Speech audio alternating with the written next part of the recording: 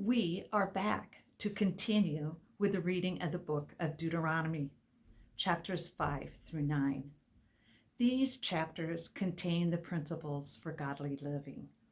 They are Moses' second address. We find the 10 Commandments in the 5th chapter.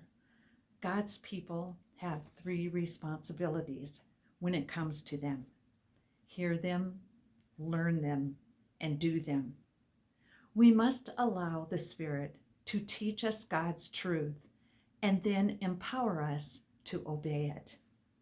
There is a difference between doing something because it is required and doing something because we want to. If we love Him, obedience will follow. The 6th chapter provides the central theme of Deuteronomy. We are to love the Lord our God with all of our hearts by thinking constantly about Him and His commandments, teaching them to our children, and living each day by the guidelines of His Word. God is not interested in forced religious exercise and rule keeping. He wants our hearts and lives completely dedicated to Him.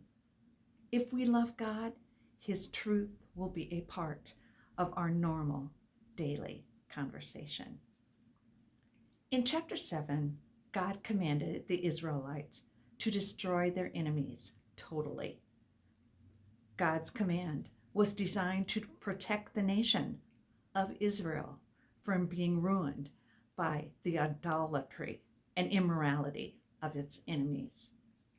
Just as God chose His nation, He has chosen all believers today to be a part of His treasured goodness and grace. Obedience is again spoken of in chapter 8. It also enforces the importance of not forgetting the Lord our God. That is why we must obey with all aspects of our life, including our heart, our will, mind, body, our finances, and our future. We must decide to make service to God and man the main purpose of our life's work. In our final chapter for the week, God warns His people about a danger that all believers constantly face: the reappearance of an old sin. In Israel's case, that sin was rebellion against God. Even though there are a new generation, human nature is the same. We must constantly remember that the sin we think we have conquered is the one that will conquer us. The blog has great daily thoughts this week, written by Jane for each chapter. Make us a part of your daily connection to the Lord. And remember, biblical shakers will make reading the Bible way more enjoyable for you.